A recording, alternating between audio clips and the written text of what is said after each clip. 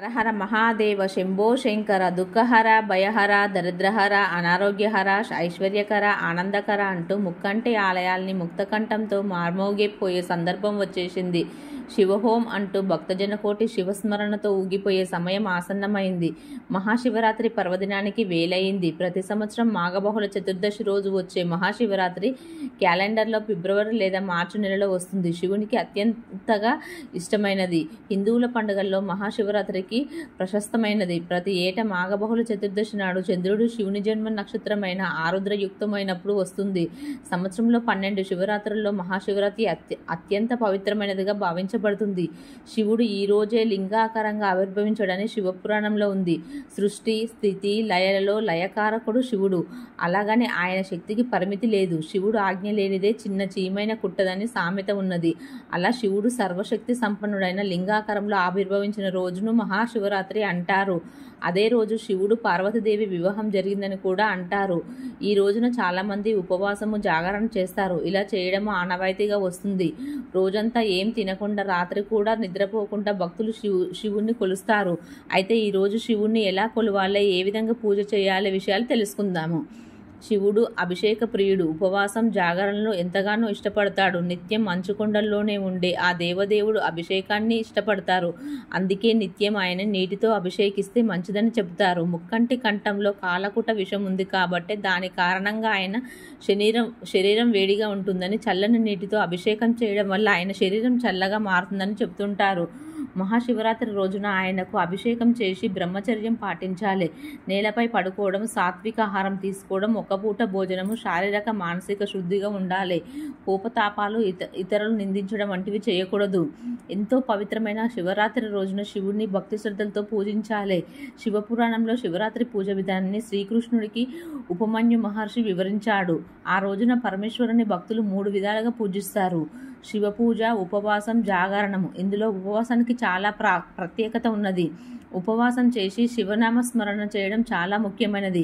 ఉపవాసంతో శారీరక శుద్ధి, జాగారం చేస్తూ ధ్యానం చేయడం కారణంగా మనోశుద్ధి కలుగుతాయి. ఉపవాసం అంటే మనసును శివుడికి దగ్గరగా ఉండమని అంటారు. మహాశివరాత్రి పర్వదిన పూజ విధానము. ఉపవాసం ఉండే ముందు రోజు ఉపవాసం, మరుసటి రోజు మాంసాహారము, గుడ్డు లాంటివి తినకూడదు. మద్యపానం చేయవద్దు. ఉపవాసం చేస్తాము కదా అని, ఆకలి అవుతుంది కదా అని లేటుగా లేవద్దు.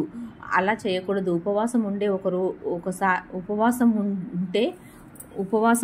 ఉండాలని ఒకరోజు పార్వతీదేవి పరమశివుణ్ణి శివరాత్రి గురించి అడుగుతుంది. అప్పుడు శివుడు శివరాత్రి ఉత్సవము తనకెంతో ఇష్టమని, ఇంకేమి చేయకుండా సూర్యోదయానికి ముందే నిద్రలేచి తలస్నానం చేసి శివునికి ప్రీతికరంగా శివరాత్రి ఉపవాసం చేస్తున్నామని చెప్పాలి. హే మహాదేవా, నేను చతుర్దశి రోజు జాగరణ చేస్తున్నాను. నా భక్తి సామర్థ్యాన్ని బట్టి దాన, తప, హోమాన్ని చేయగలను. నేను ఆ రోజు నిరాహారిగా ఉంటాను. 2వ రోజు మాత్రమే తింటాను. ఆనంద మోక్షాలను అనుగ్రహించు శివ అని సంకల్పం చెప్పుకోవాలి. ఆ రోజు ఒక్క ఉపవాసం ఉన్నా సరే తనెంతో సంతోషిస్తానని చెబుతాడు. ఆయన చెప్పిన దాని ప్రకారం ఆ రోజు పగలంతా నియమనిష్టతో ఉపవాసంతో గడిపి రాత్రి 4 జాములలో శివలింగాన్ని మొదట పాలతో, తర్వాత పెరుగుతో, ఆ తర్వాత నేతితో, ఆ తర్వాత తేనెతో అభిషేకిస్తే శివునికి ప్రీతి కలుగుతుంది.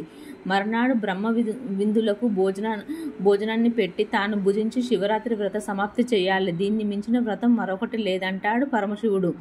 ఆరోగ్యపరంగా చూసిన ఉపవాసం శరీరంతో ఉన్న విష పదార్థాలను తొలగించడంతో పాటు శరీరంతో ప్రాణశక్తిని, ఇంద్రియ నిగ్రహాన్ని పెంచుతుంది.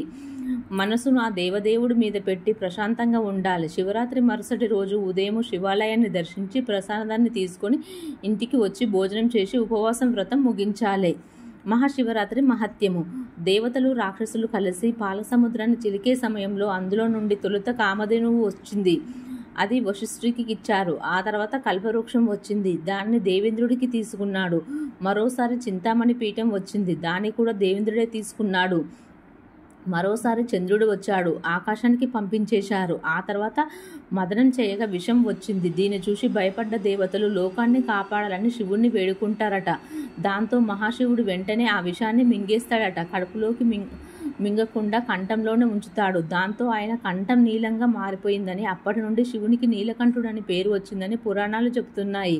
విషాన్ని మింగి లోకాన్ని కాపాడినందుకు ఆ రోజు శివుణ్ణి ఆరాధించి అభిషేకించి విషం వల్ల ఆయనకు కలిగే మంట నుంచి స్వంతన చేకూర్చి పరమేశ్వరుని ఆశీస్సులు పొందవచ్చని వివరిస్తున్నాయి.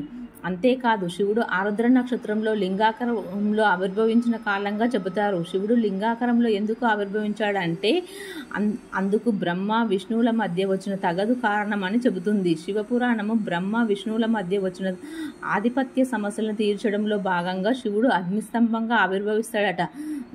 దాని ఆది అంతము ఎవరు కనుగొంటారో వారే గొప్పవారని అంటారు. అగ్నిస్తంభం మొదలు చూడడానికి బ్రహ్మ, అంతం చూడడానికి విష్ణు బయలుదేరుతాడు. అంతం కనుగోలేకపోయిన విష్ణువు వెనుదిరగగా దారి మధ్యలో కనిపించిన కామధేనువు మొగలు పువ్వులను చూసి బ్రహ్మ తాను మొదలు కనుగొన్నానని అంటాడు. కానీ అది నిజం కాదు. తన ఓటమి ఒప్పుకున్న విష్ణువును తనతో సమానమైన పూజలందుతాయని వరమిస్తాడు శివుడు. అలాగే బ్రహ్మ అబద్ధం చెప్పడానికి ఉపయోగపడిన మొగులు పువ్వు పూజకు పనికి రాకుండా కామధేనువు ముఖంలో అబద్ధం చెప్పి తోకతో నిజం చెప్పినందున గోవు వెనుక భాగం పూజనీయం అవుతుందని వరమిస్తారు పరమేశ్వరుడు. అంతేకాదు అబద్ధం చెప్పిన బ్రహ్మ ముఖాన్ని కత్తిరిస్తాడు.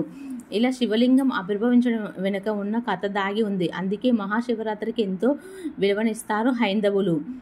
మహామృత్యుంజయ మంత్రాన్ని జపిస్తే సకల